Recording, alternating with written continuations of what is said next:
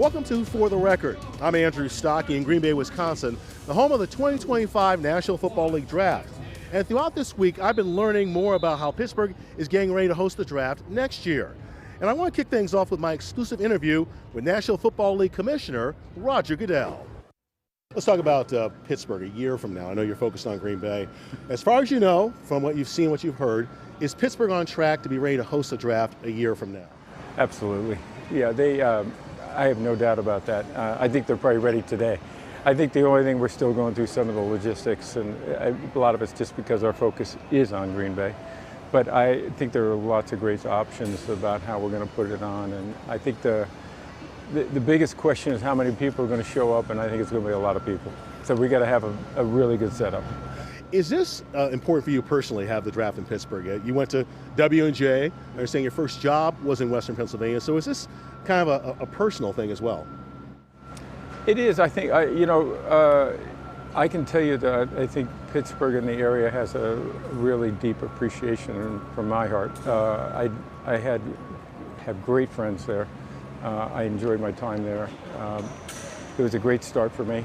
And so I look back at that community loving my experience there, but also I appreciate the Steelers. I became a Steeler fan myself when I was there. It's hard not to be. It just, it's just, they reflect that community. And Dan Rooney, as you know, is a very influential person in my life. So I think I'll be thinking about a lot of those things.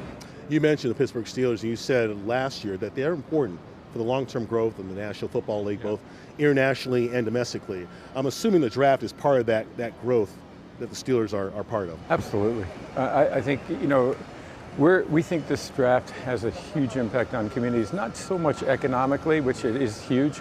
I think the bigger impact is what it does to bring a community together, unite them, and to really show off their community. And I know Pittsburghers are proud of that, and they should be.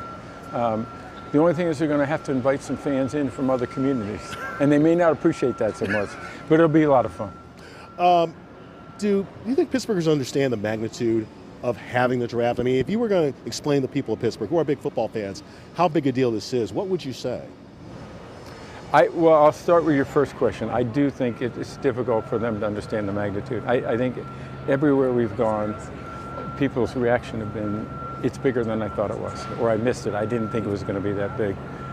I think Pittsburgh will certainly get the message by then. I mean, they've seen how this draft has evolved, how it's grown, the impact that it's had. So they'll be ready. They may find that it was bigger and better than they thought it was, and I hope that's the case. How does the city take advantage of this opportunity? I mean, you've been to other cities where they've had the draft and they've really used it as a launching pad. How does Pittsburgh take advantage of the draft and use it as that similar launching pad? Andrew, to me, I've always said to cities as they begin this journey, is make sure it's yours. Make sure it reflects on your community and you put your spin on it. And so what I would really want Pittsburghers to do is make it theirs. It's obviously going to reflect the Steelers, like this is the Packers. But I think it's more than that. I think it's talking about the great things in that community, the stage that it's on, to really be able to say, this is something special for Pittsburgh to host. And we're all excited by it, and I hope we're going to make them proud. A couple more questions for you. You mentioned, people talk about the fact that this is something for cities that probably are not going to host a Super Bowl. But then 10 years ago, you said you wouldn't rule out the possibility of the big game coming to Pittsburgh. So would this be a litmus test as to how the city handles a large event like this, if that ever comes to fruition in the future? The way the Super Bowl has evolved, it's grown just like the draft. And so, what we require now from hotel rooms and facilities, it's gotten so large. I haven't looked back at Pittsburgh at this point in time, but it starts to become a very narrow group of cities that can actually host a Super Bowl. It's just gotten so big.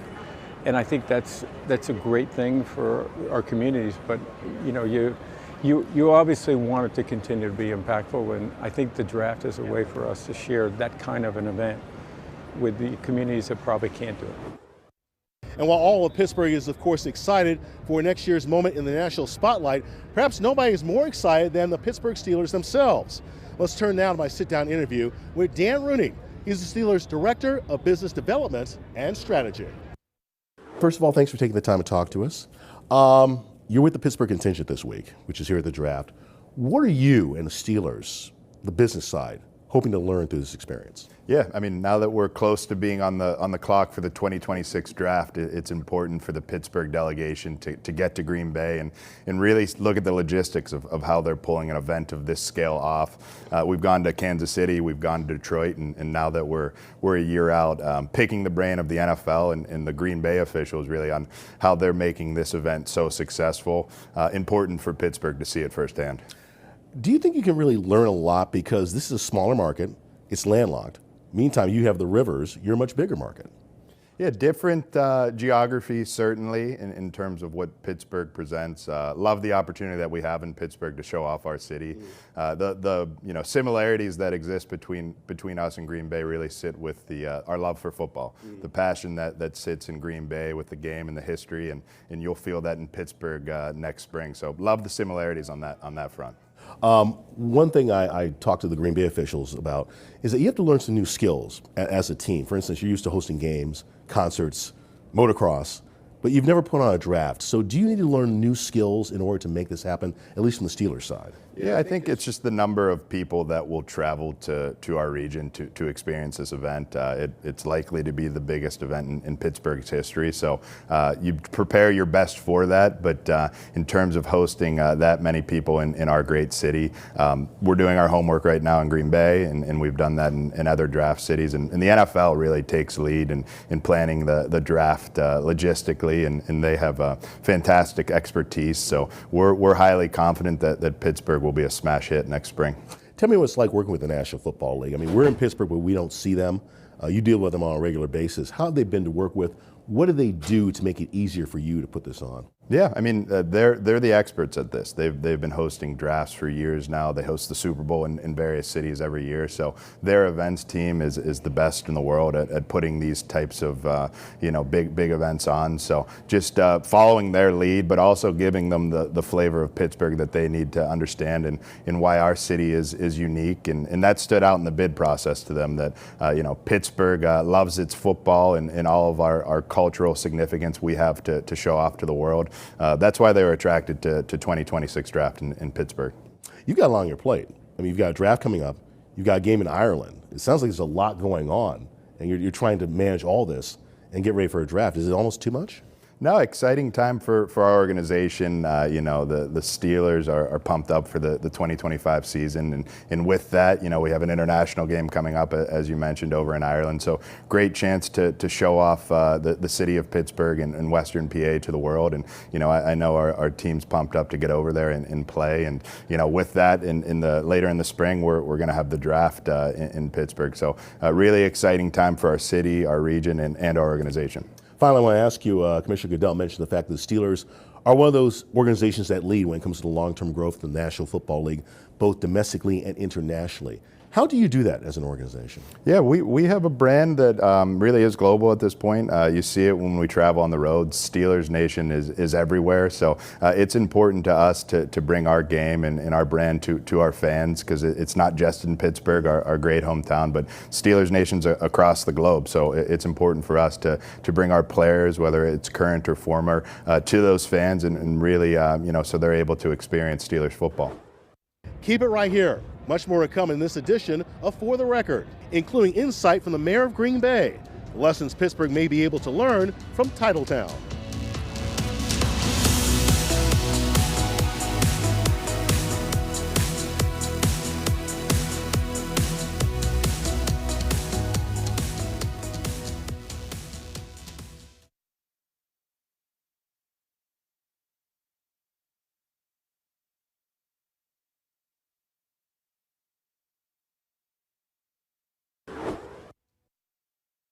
Welcome back to For the Record. I'm Andrew Stockey in Green Bay, Wisconsin, the home of the 2025 NFL Draft.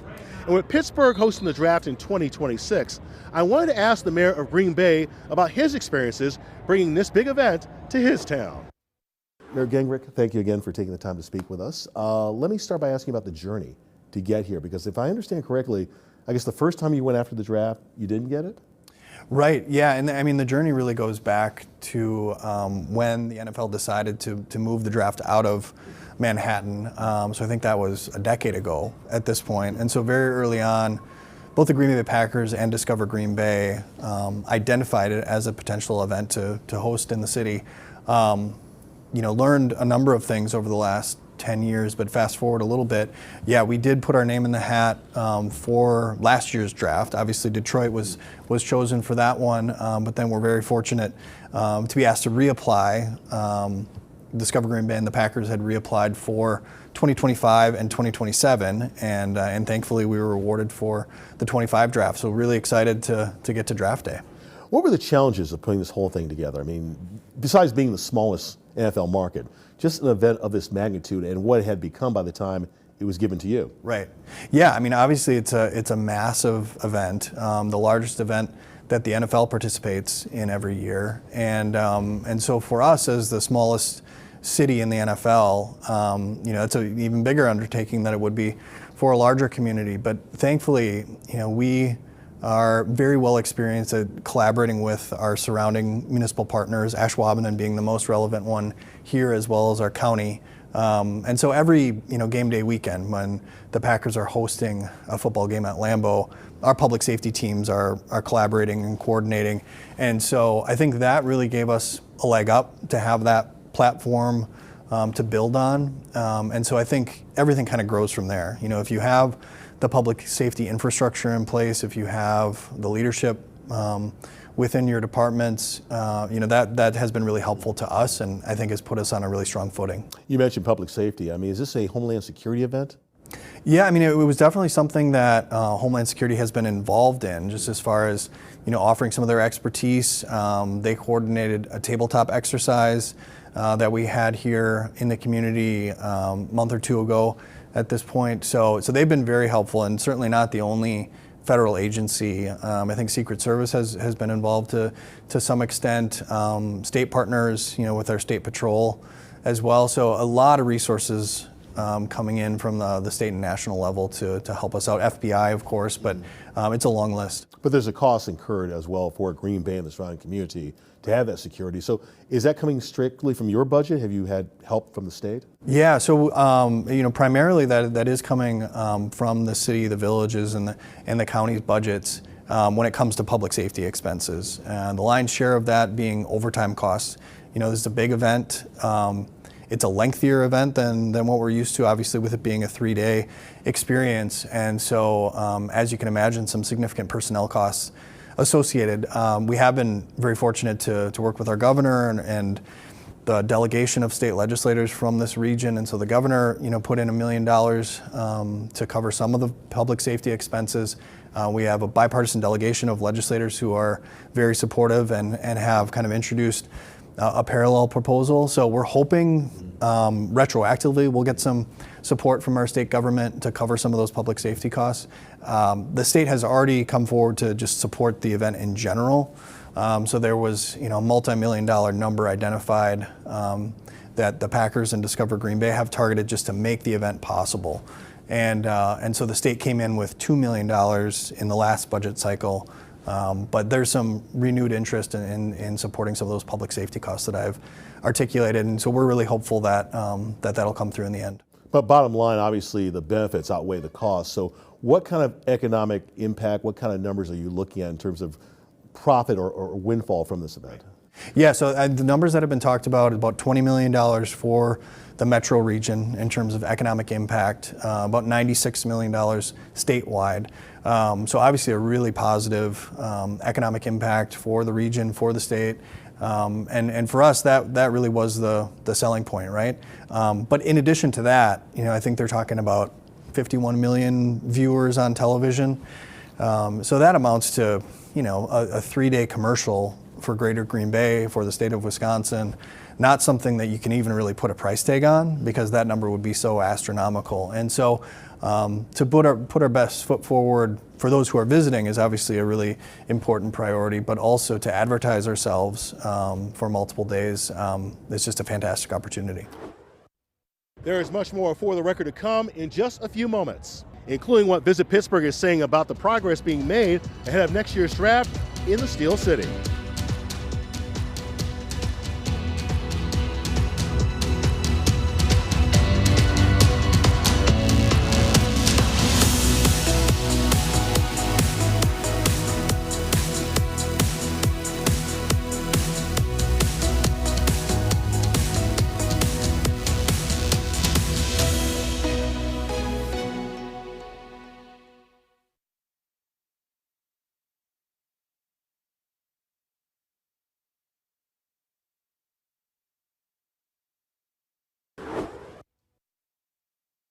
Welcome back to For the Record, coming to you from Green Bay, Wisconsin, the home of the 2025 NFL Draft. We have been here all week long, following the draft process every step of the way as we get ready for Pittsburgh's big moment in 2026. And the president and CEO of Visit Pittsburgh tells me there is still work to be done before Pittsburgh has its moment in the national spotlight. Where do you see the effort right now? Where are you right now? Are you where you want to be almost a year out? We are, and I heard your conversation with the commissioner, and I think he said we're ready now. I don't think that's entirely the case. We have a lot of work yet to do, but we are certainly ready to start the process with the NFL. They've been very clear from the beginning that once Green Bay has concluded, their attention will turn to Pittsburgh, and that's exactly what we're seeing. And this is also the experience that we've learned from many other destinations we've engaged with over the last few years. We have an incredible team assembled in and around Pittsburgh. It really is a team effort, as you know, to put on something like an NFL draft or any other mega event. You need all voices around the table, and we certainly have achieved that in Pittsburgh, which is really quite exciting. And it's not just within Visit Pittsburgh and Steelers and our partners here in the local community, but on a city, county, and state level, and even on a federal level from a public safety standpoint, everybody that needs to be around the table is there. Everything from the renovations, infrastructure, the airport, is that all on track to be ready for the draft? It is. You know, there's nothing like a deadline to get people inspired. So everybody is collectively working towards the deadline of April 23rd, 2026. And that deadline is also a catalyst for investment and for excitement around the draft. And things that are being developed now, like the airport, of course, that was always in the works. That's not necessarily because of the draft, but the deadline of having the airport open and ahead of the draft is helpful. But also the investment in Market Square, the investment of Arts Landing and Penn Avenue corridor, and also the money that the state's putting into Point State Park. All of these are legacy impacts and investments that are going to live beyond just the draft. Residents of Pittsburgh, future visitors will all benefit from this investment moving forward. Now you're here in Green Bay this weekend for the NFL draft. What are you looking at specifically? I mean, I know you're taking general notes, but are there things you're looking at that you want to either apply or see how they work here and maybe bring them to Pittsburgh? It is, and that's something that we've done in all of the cities that we've visited. So this is our third visit to a draft as part of the bid process. So we were in Kansas City, then Detroit, now we're in Green Bay. You were actually there during that draft? We were, okay. Absolutely. And what we're looking for is how the cities really design a draft experience. And that's what we're looking for here in Green Bay. Obviously for the NFL, and this is an NFL event, their audience are not only the people on the ground, but the 50 million viewers watching the draft on their screens worldwide. But for the NFL and for us as a host city, it's that 500,000 to 700,000 people who are going to be on the ground. How do we maximize the draft experience for those individuals? So what we're looking for is how did they set up the draft site itself, but also how did they program everything else in the city around the draft site to make sure that draft experience is exceptional? One thing I've discovered in my conversations with Green Bay and other cities, you know, in football, you normally don't share the playbook. Here, all the previous hosts are willing to share the playbook with you. Absolutely. Is that surprising? It is not to a certain degree, mainly because this is not an event that you'll host again. It will, in our lifetime, by the time they circulate through all of the NFL markets and also non-NFL markets, you don't need a home team necessarily in order to host the NFL draft because it's a broad NFL event. So for us, making sure that we get it right in Pittsburgh helps us learn and carry those lessons forward. We want to make sure that the draft is successful moving forward for all of our other city partners. But you know, we're not going to host this draft again. So there's not necessarily a lot of competition for us to make sure that we're holding our IP in secret because we're going to get it back. It's going to rotate around the U.S. So it's going to be important for us to make sure that we're helping them continue to grow. You were saying it may be held in non-NFL cities? Or you've heard that? It could be. You know, when we were competing, obviously the NFL keeps their bid process, you know, very much controlled, which is understandable. There's a lot of information that's put into these bids, but we understand that there's cities who don't necessarily have a local NFL team who still want to host it. You know, there's a lot of cities around the country that can still host this event that don't necessarily have a franchise at home. Finally, let me ask you about working with the National Football League. I mean, you've told me they've been in town since the beginning. We don't see them as people of Pittsburgh. What have they been like to work with? Have they made life easier for you? They're absolutely incredible, and we've said this over and over again. The NFL, when they come into a market, and we've seen this firsthand, but I've also heard this from other host cities, is that they look to partner with the destination. They want to make sure not only that their event is successful, but that this event is successful for the host city. So they make sure that they understand the vibe of the city. So when they're developing the brand, that they're able to really put that into the branding concepts. But also making sure that logistically they understand exactly what is the best way to put a draft in any city, to make sure that they're learning from us as much as we're learning from them. They look at it as a true partnership. It's really quite impressive. Is that part of the effort to make the draft your own? It is. You want to have a local fingerprint on what that draft looks like in the local market, and they want to make sure that as they're programming, they're designing, that they understand all of the benefits that the local city can bring, but also that the NFL can bring to the local city. So you're ready to take the handoff? 100%. Let's go. Keep it right here. We'll show you what's coming up on next week's edition of For the Record.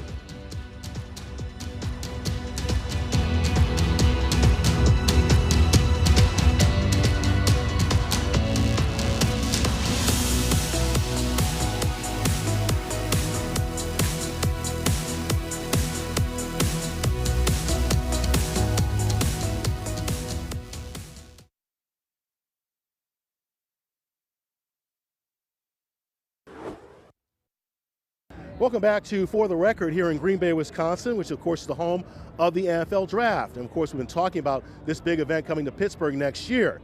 But there's another big event coming to Pittsburgh next month. We're talking about the Dick's Sporting Goods Pittsburgh Marathon.